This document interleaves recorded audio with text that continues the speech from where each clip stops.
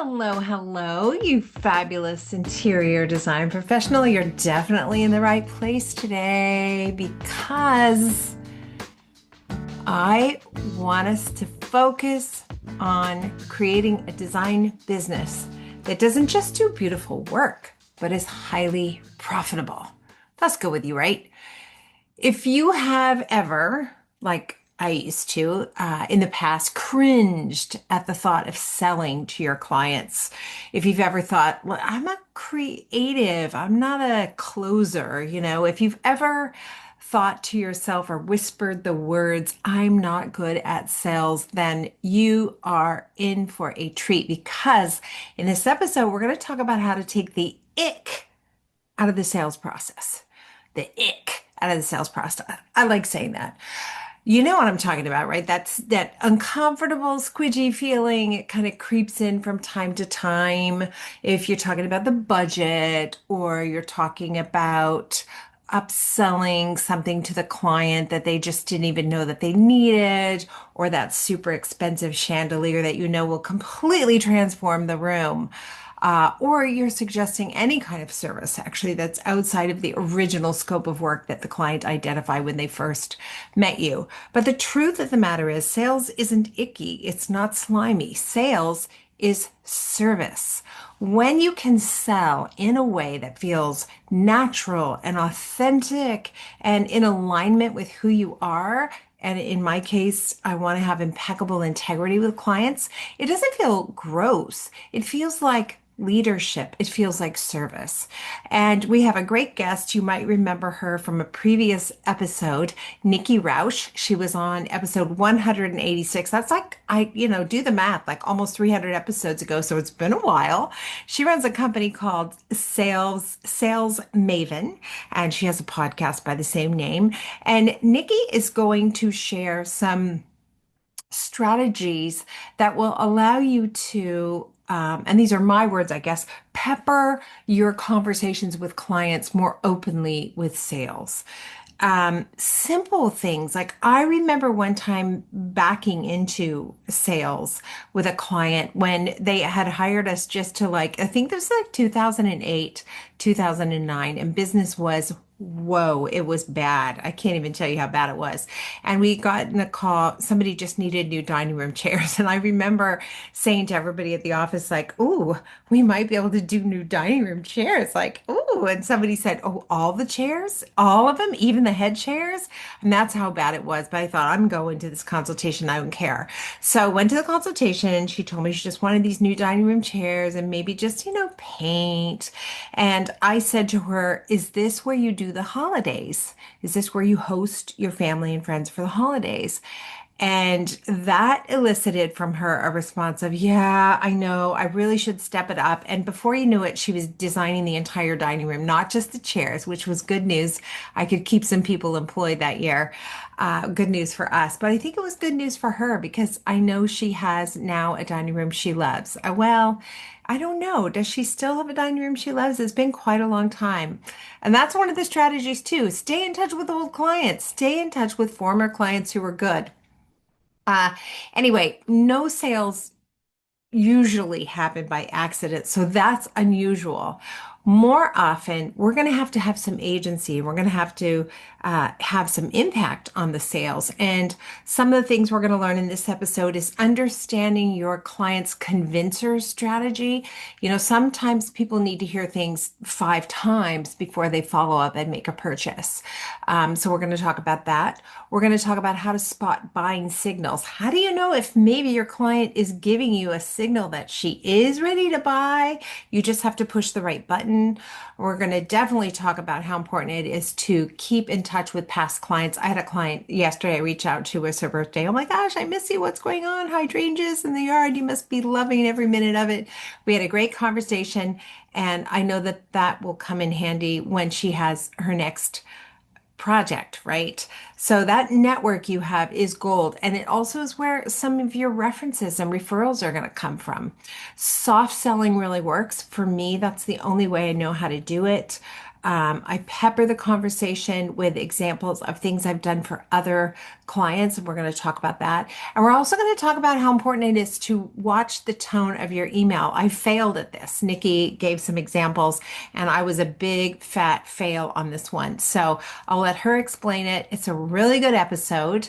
If you are ready to be a little more comfortable with sales, and if you are ready to increase your bottom line, because that's what we're talking about here at every stage of the design process, then this episode is going to help you get past this ill-conceived idea that sales are sleazy and reframe it with the idea that sales are service. I like that. Do you like that? I love that. Something else I love, Cheryl Horn. She's got some announcements. Thanks, Kimberly. Well, speaking of your bottom line, we have recently launched a 6-week financial bootcamp that kicks off in October that we would love for you to be part of. We know that you've mastered design, and now we want you to master the numbers. This is going to be an intense 6-week program. You're going to join us for 6 consecutive Thursdays, 2-hour live sessions with Team BOD. There's going to be homework or action items in between. We're going to hold you accountable. You're actually going to get work done during these 6 weeks and make real changes in your business. And you're going to walk away with a plan for the year that follows. We're going to rework your P&L with our fractional CFO. You're going to build smarter revenue streams. We are going to help you price for profit. You're going to design client systems that you can scale as your business grows, and you're going to plan your year like a boss. We want you to join us. It starts October 16th and runs for 6 weeks. The cost is $7.95. We want you to be part of this. We want you to level up your business. We want you to get paid and earn a healthy salary and have profit left over at the end of the year. And we are going to help you get there. Registration is open. Head to the website right now. Email me, Cheryl@businessofdesign.com. If you have any questions, get yourself signed up. We would love for you to be part of this game-changing program. Thanks so much. Nikki, good to see you. It's good to see you. I'm so happy to be back. And I understand you've moved. Where'd you go to? I have moved to Idaho, just outside of Boise, in a little town called Meridian. I know exactly where Meridian is. We were talking before. So my girlfriend has a place in Eagle, but one of her close friends has a place in Meridian. So I know they're kind of like adjacent to each other, Boise right next and to all each of other. that. Yeah. And then I have another really close friend who is from Dallas, and she had a place in Sun Valley, but they sold it after 27 years. So we went to say goodbye to it. It was just so, I was not ready. Oh, Sun Valley's beautiful. It's gorgeous. Yeah, it's a beautiful state altogether. But we're not here to talk about Idaho as much as we could do that all day long. We're going to talk about really something that Cheryl proposed, which has to do with how many Business of Design members or interior design professionals who are inquiring about Business of Design membership, how many of them have shared with her that their client pipeline is a little slow or dried up completely, that they have big concerns about what's ahead. And it made me think about my own journey in design, where I really felt that I did not have any agency. In other words, I couldn't impact the number of clients who called me or got in touch with me. I just had to wait for the phone to ring, which I guess that sounds silly now, but we didn't have social media back then. I didn't, want to go on the street and hold up a sign. And now we do have social media. Problem solved. No. Not at all, right? Right. Okay, so as usual, we're going to talk to you about sales. And I would like to start this way with your permission. Yeah. Many interior design professionals do not see themselves as salespeople. Go. This episode is brought to you by Aquavado and the House of Roll Studio in Toronto. Aquavado is a trade-focused plumbing showroom designed to support interior designers like us with expert product guidance, educational support, and concierge-level service. Inside, the House of Roll Studio has curated selections of Perrin & Rowe, Roll, Shaw's, Victoria & Albert, Emtech, and Schwab.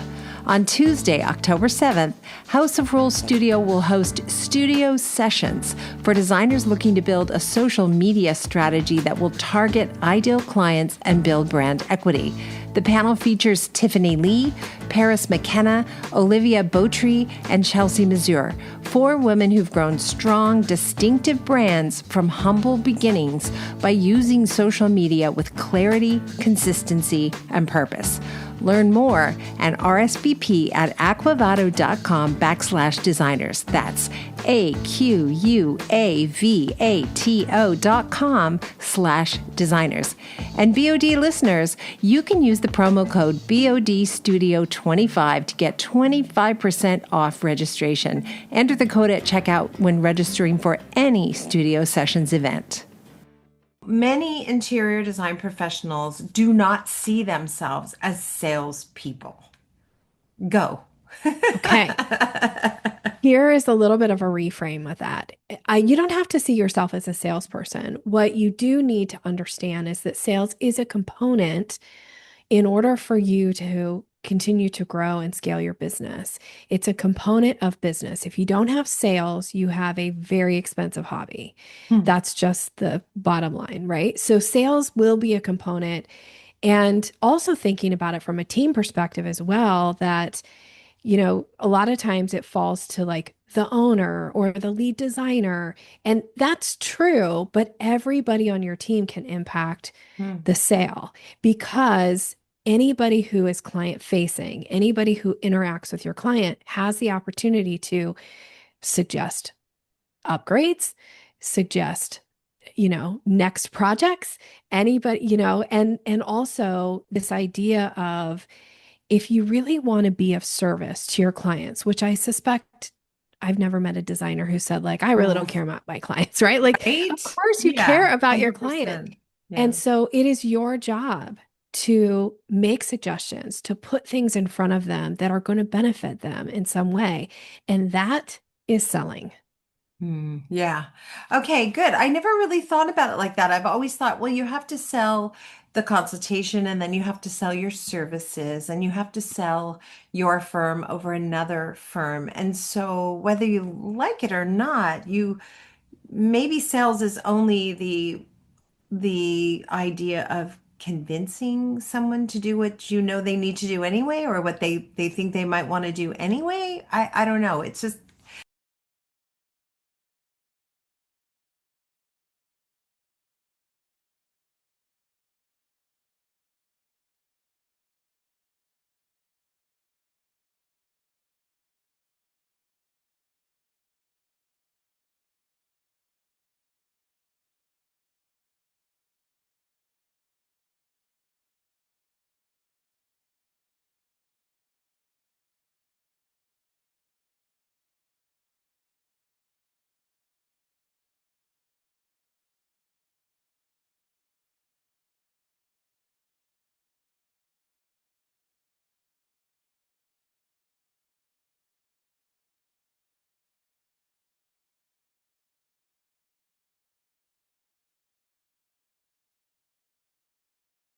Now, the word convince, I don't mean to say like it's a bad word, but it is a lot of pressure to put on a designer to think, oh my gosh, I have to convince somebody of something. That can feel a little aggressive sometimes for people. That can feel a little pushy. That can feel like a lot of, heavy pressure, right? It's like, I feel like I'm being like, I'm carrying the weight of the world on me. It's too much. Now, where I think convince comes in is that every single person you come into contact with has what's known as a convincer strategy. I don't think we talked about this when I was on the podcast before. No, because I've never heard of this. I like Okay. this. Okay. So this comes from my background in neurolinguistic programming. And if that's a new term to anybody, it's essentially the study of communication. So I have a pretty extensive background in NLP. Now, convincer strategy is a certain number of times we have to see something, hear about something, be aware of something, and say no to it before we say yes. And most people don't know what their convincer strategy is. Most people, it's context specific. So it's going to be different in different instances. So think about your own purchasing style. Are you somebody who likes to hear about something a few times before you're like interested in engaging in it? Whether it's a new movie that's out or a new series or a new book or a podcast that you might listen to, right? Like, does it, you hear about it one time, are you like, oh, I'm in? Or do you need a little bit of like social proof around it? Like, what's happening for you?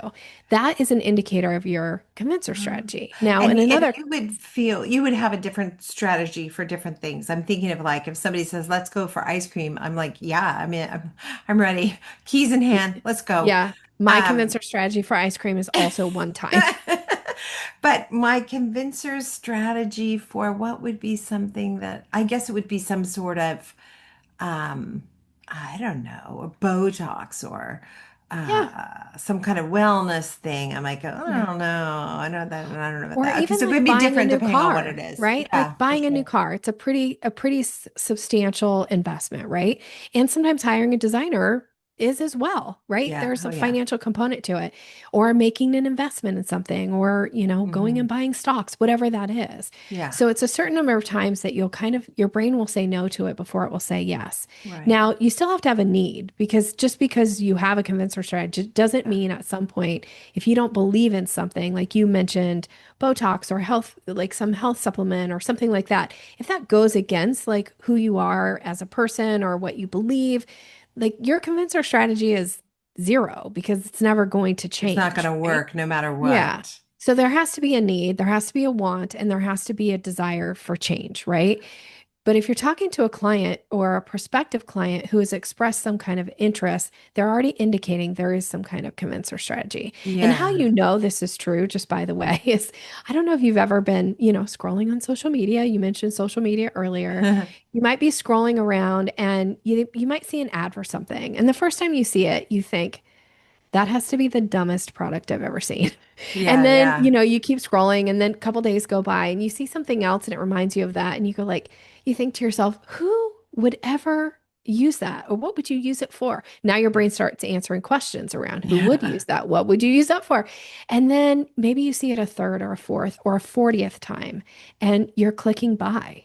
Like that's probably happened at some point. I Yeah. remember, seeing these shoes on Instagram and thinking like, I don't know. I don't know if I like those. And then now I'm a big time customer of this shoe brand. I love them so much. And it all came from my convincer strategy was I had to see it a couple times. I had to Yeah. think about it. I had to find myself in a position where I was kind of annoyed with my current shoes and start thinking about this. So Yeah. people have this convincer strategy. You don't know what it is when you're talking Right. to a prospective client.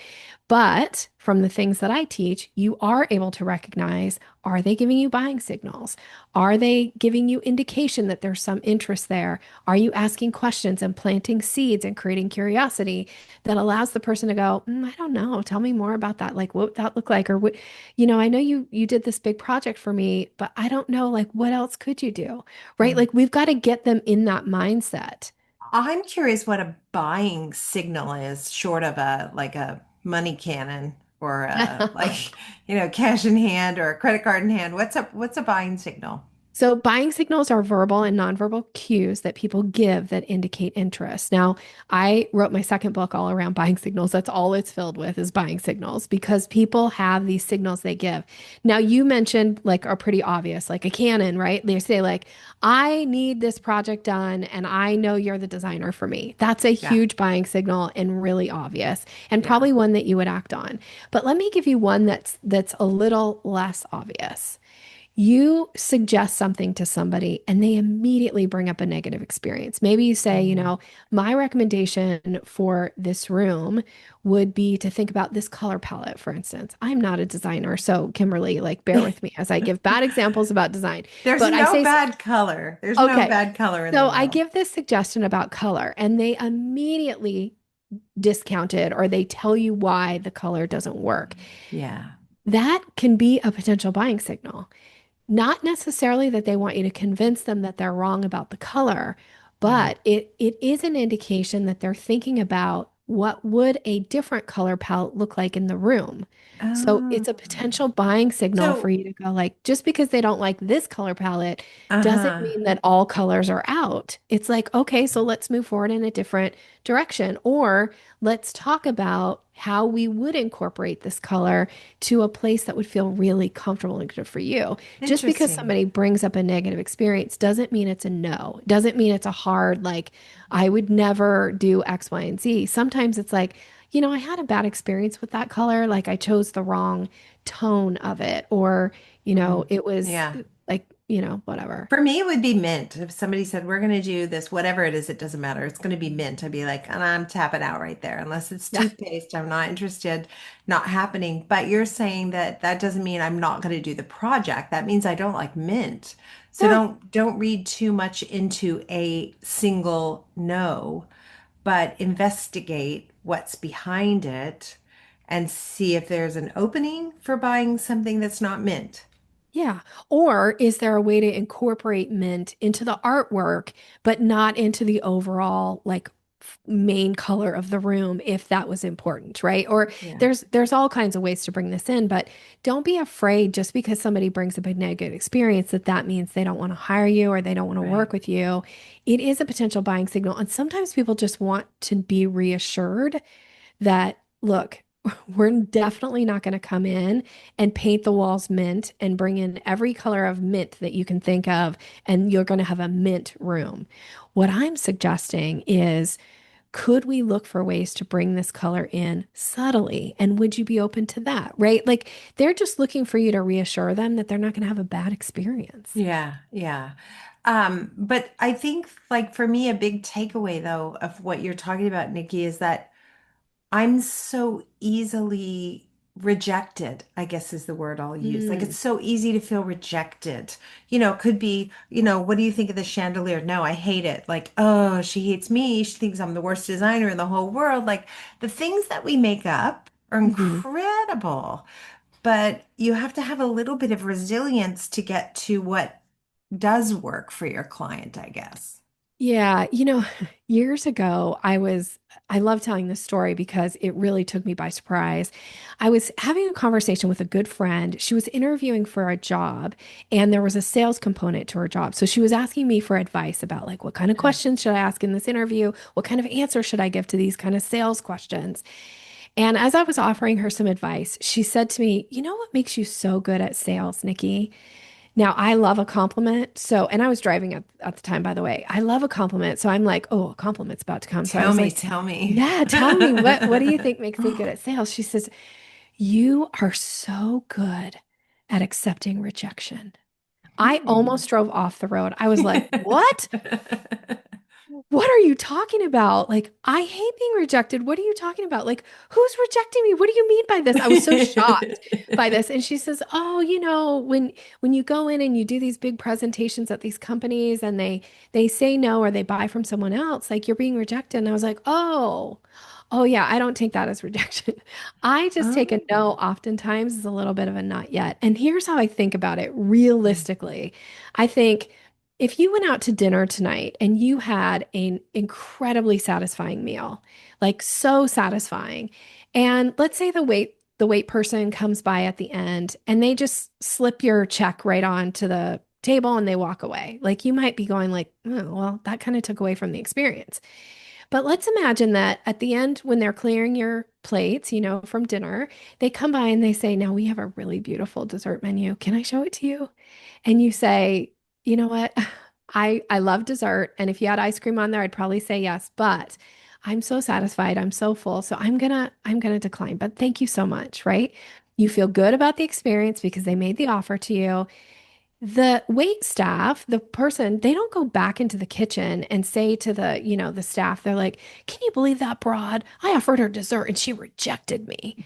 Right? Like they don't take it as rejection. They just take Right. it as like, this isn't the right time. Yeah. So if somebody gives you a no, or if you're afraid of getting a no, I want you to reframe it and go, it might just be not a not yet. It might be a no to the mint, but it doesn't mean it's a no to the project. Or it might Can be a no can to you the, ask that? Can you just say, yeah. is that a hard no, or is that a not yet, or not the right thing yet? Yeah. Well, let me give you a real scenario. So let's say you present your proposal to somebody and they say, we're going to hold on this. We're just feeling like maybe that this is not the right time. So you would check that out because you've gotten that far with them. You've gotten so far that you've put together a proposal, you've Yeah. presented it. So I wouldn't just let it go and be like, oh, okay, well, let me know if you change your mind. No, no, no, no, By the no. way, that was a really good invitation of me like 20 Oh, years ago. okay. FYI. I want you to step in and say, now, is there anything that's getting in the way that I could assist with that would make this an easier project for you to move forward with? I'm going to check to see, is there anything I can do? Right? That's Hmm. first and foremost. And if they say, no, we're just really just thinking that now is not the right time, or maybe this isn't the thing we want to do, then I would say, well, is it okay if I check back in with you in maybe a couple weeks and just see how you're feeling, see if anything needs to tweak or change? Is that all right? Can we schedule just a check-in call? Like I'm going to check to see is it a hard no? Because if it's a Right. like, don't call us, we'll call you, I'm gonna honor that and respect that. Yeah, I'm yeah. gonna say, okay.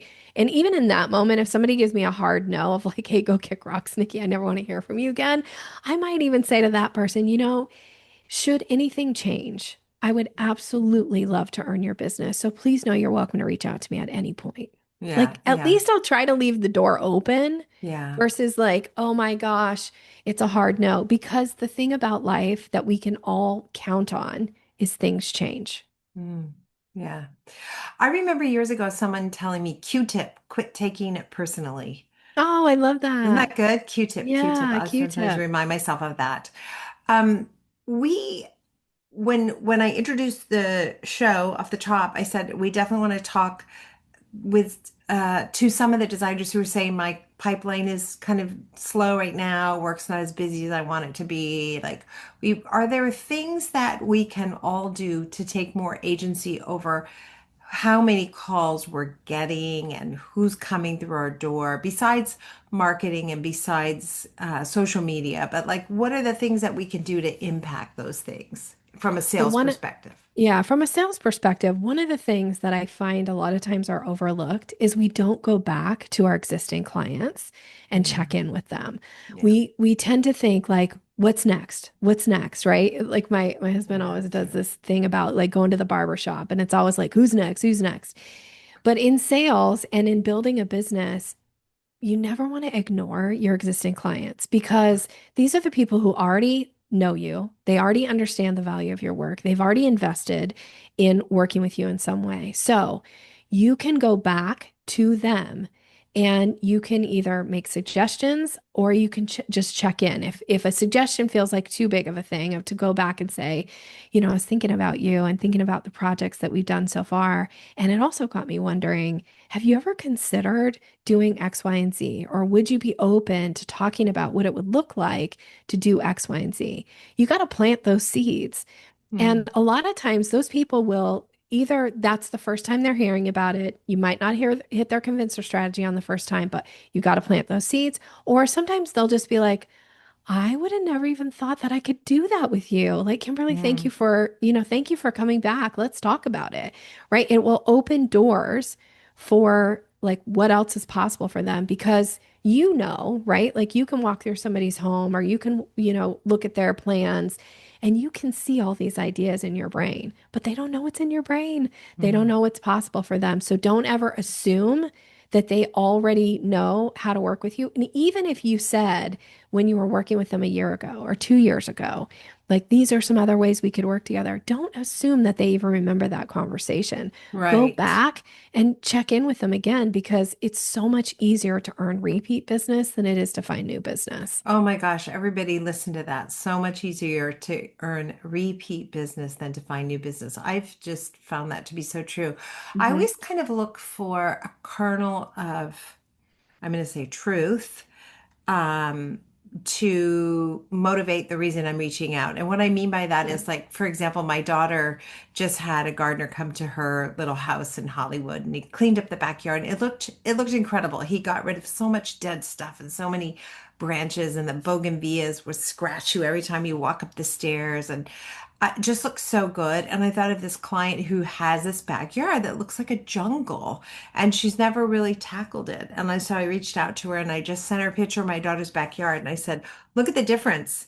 I thought of you and I wondered if you'd had your backyard figured out yet, yet kind of thing. And she's corresponding with me again. We should get lunch. Yeah, okay, let's go for lunch. Like those clients are gold, the ones who have Mhm. done work with you in the past. They really are gold. Yeah. And I always call that like you want to have a legitimate reason for reaching out to the person, and the legitimate reason should always be for the client's benefit. So, what you did is the perfect example, legitimate reason to reach out. You're thinking about her and her backyard, and you even have an example of what it looks like when you make changes, right? And like nothing better than painting a picture in this moment of being able to send that to her. Yeah. And then now she's interacting with you again, right? Like, let's get lunch. And that might just be the first bit of that conversation to actually getting to the place where now she hires you to design or redesign the backyard. And won't she be absolutely in heaven once that's done? Like, think Yeah. about the impact that that's going to make in her life. Yeah. Enjoying your backyard and feeling really proud and good about it Yeah. versus having a backyard that you feel like, I hope nobody looks out there when they're in my home. Yeah. It almost feels like I have to, I guess you would call it soft sell. Hmm. And that almost feels like I'm sneaking it in where my husband's in the lumber business and they're just hard sell. They're just, don't be an idiot. You want to grab some of this before it's gone. You know you're going to call me in 3 months and you're going to need it. It's just, it's very different. And I wonder if my aversion to hard selling is unnecessary almost. Like you never convince someone to do something they don't want. There's no way I could hard sell them a whole new living room and then they go, I don't know how I got convinced to do a living room. I never wanted the living room done, right? That's never happened. No. But I am reluctant, right? I'm always thinking that I have to like sneak in my sales pitch or my upsell or my cross sell, or I'm sort of sliding it in instead of just it's okay to ask for work. Yeah, that's the key thing here is that, well, two things about what you said. One is that it is absolutely okay. And frankly, it's your job to ask, right? Like that's part of planting seeds, creating curiosity. That is part of helping people see what's possible for them. The other thing I would just want to comment on is that, whatever your style is, which your style sounds like is very much like mine, it's a softer side of sales. That is you being your genuine, authentic self. Yeah. Now, if somebody said to you, now, Kimberly, in order for you to keep your business, you have to hard sell. My guess is you would figure out a way to go find something else to do because it just doesn't fit who you are. And the thing Yeah. about it is, there are certain people out there that have that kind of hard sell mentality and it kind of works for them. And sometimes we even find those people kind of charming. Like Mhm. it's okay because it's natural, it's their style. So trying to sell like somebody else, I'm not a fan of. Trying to take somebody else's like, oh, that's their approach and it feels very foreign to me.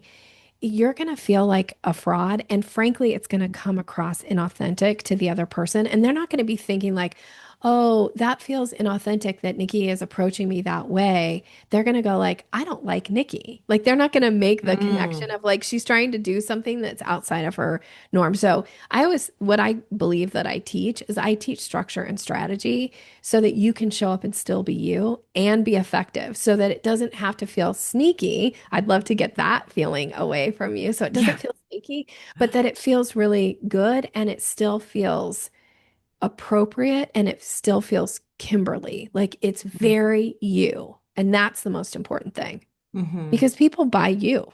That's the truth of it. Right. Interesting. So, reaching out to past clients, just keeping that door open, making suggestions that feel authentic in the Hmm. moment. That's your number one. Yes, That's got to be number one. And has to be. when it's slow, you don't lead with, "Hey, it's slow. Do you have any work?" You lead with like, "Let's do lunch. Let's hit a patio. I haven't seen you forever." Okay, is there another tool in the kit that people can pick up if they're thinking business is a little bit slow? The other one is your network is your prime way to bring in new business, and acting like it isn't because you don't want to ask anybody for anything is also a mistake. So do you mean like So my friends and my social network? Is that what you mean? Like with the people I know? I really mean your client. I mean, I really mean your client base, like the people who've Oh, already worked with you, who absolutely love you, who will shout from the rooftops how freaking amazing you are and how happy they are and delighted about the work. Like attracts like. So don't be mm, afraid of letting them know that you would be so grateful or just asking, like, who do you know that would also benefit from the work that I do? And then this is the follow-up. And would you be willing to make a connection for me? Because when you get mm. somebody else to make an introduction on your behalf, they're going to do a much better job than you will because they're going to be happy to toot your horn. They're going to be happy to say how awesome you are. And the thing that I often find that people hold themselves back because they're like, oh, I don't want to ask people to do things. I don't want to ask people for a favor. But then I always remind people, like, when's the last time you did something for somebody out of the goodness of your heart? Whether it was you made a donation to something, or whether you made an introduction for somebody, or whether you just helped somebody, whether it was that you just let somebody in in traffic where nobody else was letting them in. Like, you don't gain anything from that except for that it makes you feel good about yourself, right? For doing something for someone else when you don't get anything back.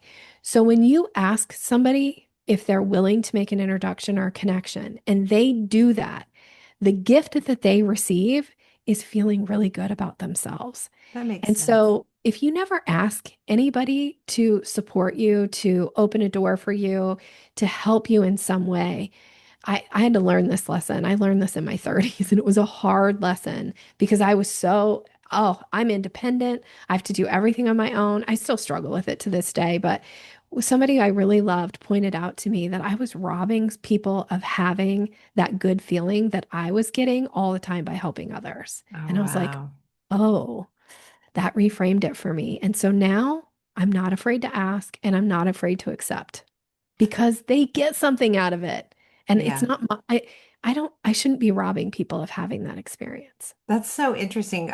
My mother-in-law's a really good cook, and frequently we're all over at her house, and she likes to do everything. She likes to make everything. She likes to set the table on her own. And she literally wants everybody to leave all the dirty dishes and go home. And there's like 20 of us. It's crazy. And for so many years, I would say to her, like, it doesn't feel good. I'm not enjoying the experience of leaving your home, having not contributed in any way, and leaving the dirty dishes on the table. So we have fought for 30 something years about this. And I've just told her so many times, like, you really are robbing me of the opportunity to contribute. And it's not nice. But yeah, she can't be convinced. So my best friend's like, well, let her clean up. Moving on. See, now I But would it's say what hard. I know that is hard and Really it's not hard. fair that she does that, but then I would say to you, Kimberly, what is something that would make her feel loved and appreciated outside of the helping with the dishes and do that for her instead? Oh, I should become Jewish then. That was her Oh, big. there you go. Lots of that should be easy. It's not a thing that's happening right away, but there you go. See, I can't win because of that one thing forever. That It's one thing held will against always me. be What the can I thing. do? Yes. Oh my gosh, Nikki. Okay, so the bottom line is we have this wealth of possible sales at Hmm. our in our grasp if we go back Yes. to past clients. Yes. And to get past thinking that you're a bother and you're forcing people to do things they don't want to do because you're not that powerful. No. Right? Right. And then when you're in the middle of a project, I mean, what about when you're in the middle of a project? Are there ways to extend it to keep it going? Like, what would you say about that? This is another prime opportunity for you to be planting seeds and offering suggestions and asking questions. So you're in the middle of a project and you suspect that there's more that you could do or you have an idea for something.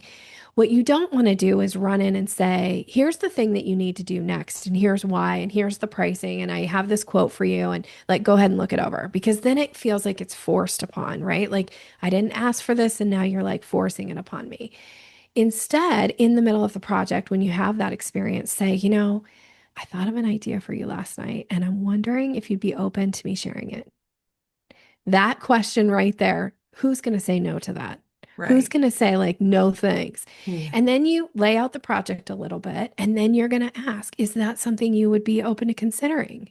And they go, yeah. And then you go, great. Next step is let me put together a proposal for you and we can talk it through and see if it's something you want to continue to do. Don't assume that they'll know what the next project is or that they'll Yeah. ask for it. I remember years ago, somebody, before she hired me, she said, Nikki, I don't need to invite people to work with me because I sell to adults. And I was like so stunned by that. I was thinking, okay, who's she referencing that doesn't sell to adults? Like in my brain, I was like Right, trying to right, come up with right. like, where is she going with this story? But really, what it came down to is she thought she didn't need to ask. And I was like, oh, Mm. no, no, no. You have to ask. You have to plant that seed Yeah. because most people won't make a decision to move forward, to take on that next project, to do that next thing with you, unless you've issued that invitation, unless you've asked that question. So don't be afraid of bringing up other ways, or even something where you could say something as simple as, um, I recently put together something for a client and I'm wondering if it's something that you would find value in. Who's going to say like, Yeah, no, I'm thanks? intrigued. I'm not even your Yeah. client, and I'm Right. It's intrigued. like, what's Nikki going to say next? Yeah, Like, yeah. and that's where you get people leaning in going like, tell me more. What does that mean? Now, you don't like go into a diatribe. You don't like try to educate them. I'm using quotes because Yeah, I yeah, love yeah. people that are like, I got to educate people. I'm like, Yeah. nobody wants to be educated. They just Right. want to know what they need to know. Right. So Yeah. you go in, you give them enough information, and then you issue that next invitation, or you open the door for them to ask questions about the project. That keeps the ball rolling. That gets things like going. And that's your job in sales, is to guide it, to guide the process. It isn't to control the process. Right, right. Good advice. Thank you so, so much. As you know, or as you may remember from last time, we like to end every episode with something we call design intervention. Just a great piece of advice you want to leave everybody with. Okay, here is my design intervention for written emails. Can I do one for that? Oh, yes, please. Okay. Okay. Most people, when they write emails, they do it because we have thoughts. We type them we type them out and then we hit send. And when we have thoughts, we're thinking in our own, like in our own voice and in our own head. And so then we write it in our own voice and in our own head. But my thoughts are not as interesting to a reader as their thoughts. And so here's where I'm going with this is we Mm. often love to use I statements. I'd love to show you X, Y, and Z. I was thinking about you last night, and here's the things you need to know. I. And so, how I usually recommend people start to have some awareness around this is I go back and look at the last like 3, 4, 5 emails that you sent to clients. Count how many sentences are in that message, and Yeah, then count how many times you use the word I and or we if you're talking about your company, because those right. count as I statements. If you have more than 20% of that message has I/we statements, it's too heavily about you and it's not as interesting to the reader. So instead of saying things like, I'd love to tell you about blah, blah, blah, which everybody wants to say, or even this is the one that always gets people, is they love to write, I hope you're having a great day. I Now write that all the that's, time. I know. And it sounds like, okay, it's kind, but it's a statement. It's talking at a reader. And if you want to engage a reader, you have to engage with a question. So instead of saying, I hope you're having a great day, ask, how's your day going? It will Oh, it's completely subtle, but shift. it's not really subtle, is it? It's kind of a It'll shift total the way shift. people respond. Because now if you say to somebody, I hope you're having a great day, that Door doesn't closed. initiate any response, right? But how's your day going? Yeah. People are often surprised. My clients are often surprised when they're like, Nikki, people actually respond and tell me how their day is. I'm like, yeah, because you asked them a question versus making a statement. Or Oh, I'd like to show you the proposal. Instead, can we set up a time to review the proposal? You will get a response to that versus I want to show you a proposal. right. That's really good. I'm going to go back and look at my emails as soon as we're done. Okay. I have a feeling I'm in big trouble because I always say, hope you had a great weekend, like Yeah, that. yeah. But it doesn't invite any engagement at all. Mm-mm. And I have a whole course on this. If people are like, what? What is this? Tell me more. I have a Um, course around this because it will absolutely change the way you write, but more importantly, it'll change the way people engage with you. I love it. Okay, so tell everybody where they can get in touch with you then. Well, I'm gonna actually wrap it around a gift because I've planted the seed a couple times about how important questions are. So I have a training that is all about how to form your exact questions to ask in your consults. It's called Seal the Deal Questions That Sell.